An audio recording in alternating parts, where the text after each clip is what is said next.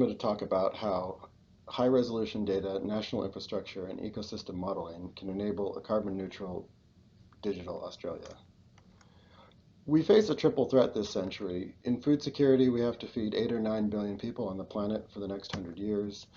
We've seen significant biodiversity loss in the last few centuries, and this is only getting worse. And climate change is going to massively impact both of these things. And it's important to understand the net zero carbon emissions is necessary but vastly insufficient. And to really meet the climate targets that we need significant carbon drawdown as soon as possible. And tackling these all require continental scale management and modeling of natural resources. And the problem we face is that the current resolution of most ecology is very limited. And what we really need to make it through this next century is monitoring conservation and farming system capabilities that are order of magnitudes higher complexity than what is currently possible. And I'm excited to work as part of the National Collaborative Research Infrastructure Scheme, NCRIS, because this is a platform that enables us to build open infrastructure platforms for managing field, forest, and farm data at scale in Australia. And we can also build turnkey systems for data capture, visualization, analysis, fair data sharing, and decision support. To do this, we need to create best-in-show hardware recommendations that are supported by open source software and workflows. And these are the sorts of sensors that then can push standardized environmental data to the cloud for every field site and farm in Australia. When you combine this with time series drone flights and sub-meter resolution satellite, you can record multispectral indices about field sites through time in 3D.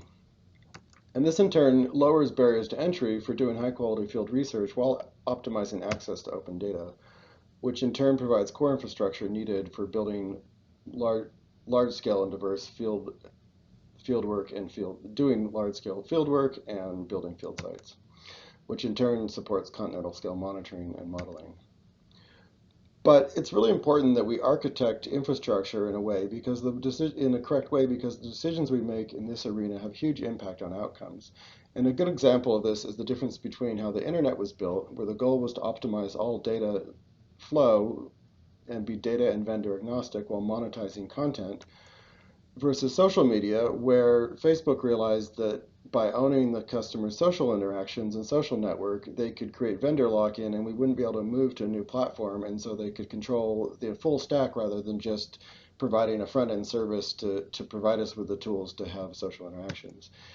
And you can see the difference when you imagine if your social network wasn't like Facebook where you can't change vendors, but more like email where all you have to do is type in your login instructions and you can open up a new email program no problem. And the reason this really matters is because basically we're building the data layer for reality right now, and we really want that to be built like the internet and not like social networks if we want to optimize the best outcomes for the rest of the century. So what technologies can we use to build this future? Well, it's useful to look back to the period from about 2005 to 2008, because in that time, pretty much all of the technologies we use, from web-based email to Google Earth to scalable compute and all these things, just simply did not exist prior to then. And I think it's easy to see that we're now in a similar period of accelerated innovation. And so by looking back and thinking where we've come, we can think of what things we have now and aspire to what we can produce in the next decade using the tools that we're just getting access to now. Some of these emerging tech solutions are high resolution and high frequency satellite data. The current best in show on this front is the Maxar Legion satellite that has 29 centimeter resolution pixels and can do that up to 15 times a day over a total area of 5 million square kilometers, which is the equivalent of imaging all of Australian broadacre farmland 15 times a day at a third of a meter resolution.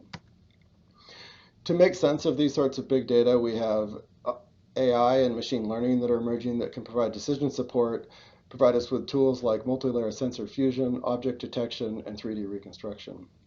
A good example of the power of this is at the Descartes Labs website, where they demo real-time image pattern matching for the entire US continent, which is 200 billion images. Definitely recommend checking it out.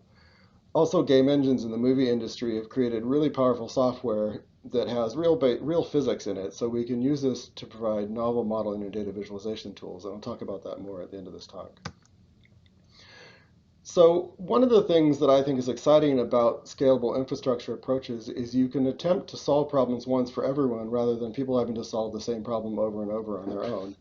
And a good example of this is the Australian Scalable Drone Cloud project that I'm part of. And this is an open source national infrastructure platform to standardize drone data capture. And the goal is to provide open access to analytical tools which enable reproducible workflows and ultimately fair data. This is built off an international open source drone project called Open Drone Map, and so the tools we're building can be used by an international audience, and as they build new tools, they come into our platform, so it's a win-win for everybody. The SDC also provides a platform as a base layer for creating new shared national capabilities. For example, there's a project we're working on with 2Pi Software and Biga where they produced a machine learning interface for weed detection. And this is the sort of thing that you can plug into ASDC and then generalize so that anyone putting drone data into ASDC can train it up for weed detection or plant ID and anything else. But again, it becomes a shared platform that as anyone improves it, it becomes improved and more usable for everybody. A second example is the Australian Mountain Research Facility, which is a $1.7 million LEAF project that was funded a couple years ago. And the goal was to put in 10 sites for monitoring climate change impacts in the Australian Alps in southeastern Australia above 1,800 meters. So you can see there the sites, they start up in Canberra and head down all the way to Tasmania. And at ANU, we were tasked, at APPF ANU, we were tasked with providing data management capabilities for the environmental monitoring and the phenocams on site. And I saw this as a great opportunity to more generally reduce barriers and cost to entry to provide turnkey internet-connected field site monitoring. So there's the standard gamut of sensors there, including phenocams, and we built infrastructure where, in terms of data ingest, all the data goes into the cloud and it's available easily via web page or an API. And for provisioning the systems, there's an OpenSet code base that runs on top of the Campbell system so that it pushes it straight into the cloud, so you don't even need to have a server, and that data can go straight into the storage for the data sets. So it's a really easy way of providing a scalable Dockerized system for more wide-scale deployment. And so next up on this, we're looking to implement it for Davis and other lower-cost weather station systems so that it becomes a much more affordable solution for people looking to put in small-scale field sites. But once you've figured out how to capture all this data, I think we all run into the challenge of what do we actually do with it and how do we see it? And the problem is that our current tools for data visualization and management, like Excel or MATLAB or R, they just simply aren't sufficient for managing these types of data sets. This is because environmental and ecosystem data are time series, they're geospatial in 3D, they can have hundreds or thousands of data layers, and they can be highly varied from pixel level things to point clouds to hyperspectral or genetic data sets. And human insight is really amazing if your data is in a format where you can sort of unpack it into your brain and really think about it, but we struggle with that because we simply don't have the interfaces available to do that. And so I think many of the current challenges in phenotyping derive from lack of tools that let us best use our data.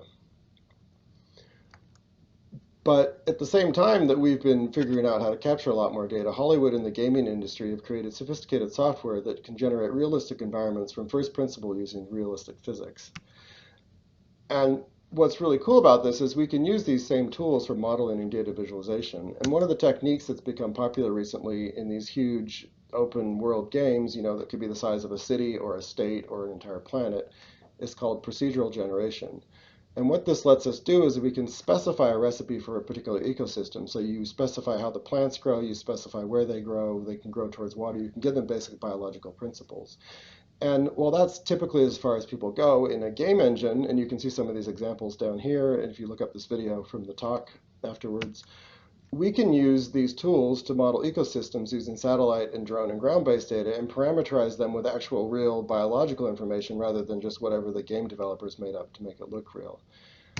And this brings us to this concept of digital twins that's been in the news a lot in the last couple of years, but it was originally used by NASA to build physical mock-ups of space vehicles for Apollo back in the 70s.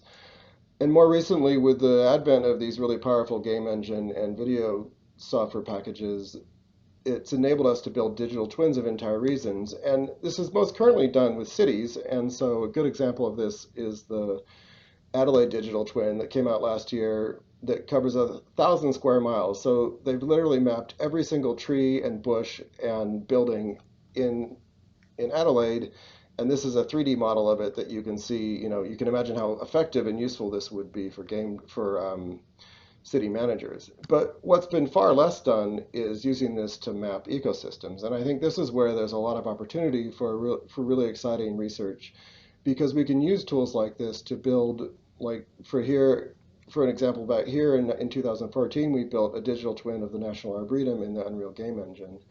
And we used, drone data and tree location and a digital elevation model.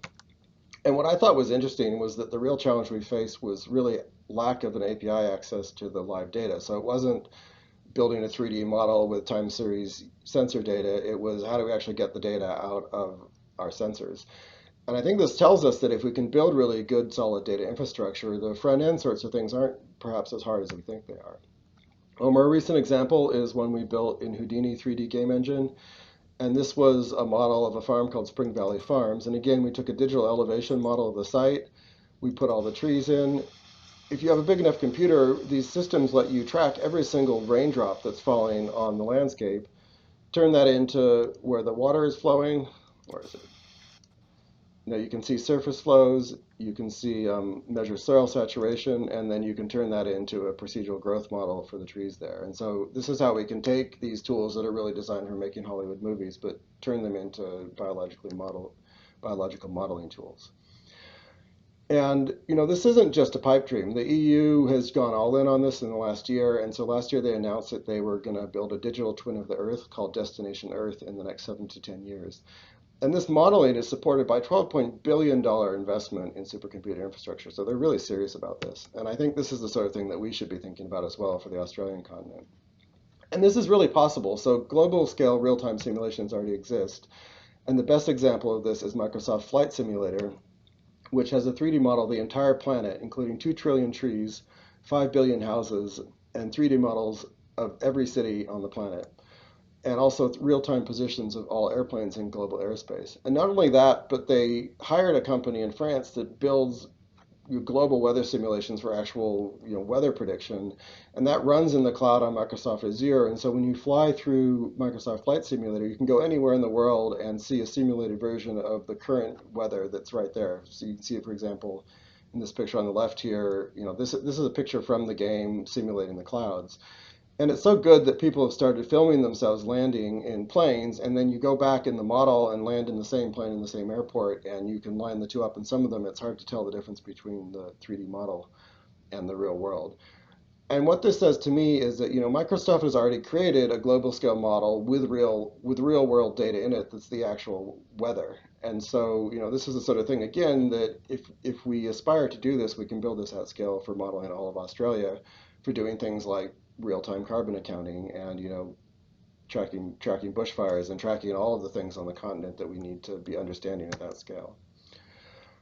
And so to sum up, our ability to measure the world continuously in 3D has just started, and cloud and machine learning and AR and VR, even though they seem really advanced, they're still in their infancy. I think we should consider that we're at the scale that, if you look at where Microsoft Flight Simulator came from, for cloud and machine learning, we're at the 1984 version of Microsoft Flight Simulator right now, and we can aspire to what this is going to look like in the future. And we really need this, right? We need to be thinking about what tools do we need to tackle the food security, sustainability, and climate challenges that we face, and how can we envision a new generation of ecosystem research and then build it using these sorts of tools. Thank you. And just one more thing, you can download my talk here at this ESA 2021, that's case sensitive, and we're hiring, so please get in touch. We're always keen to collaborate. I'm always excited to talk to people who are interested in this stuff, so please contact me if you have any questions. Thank you.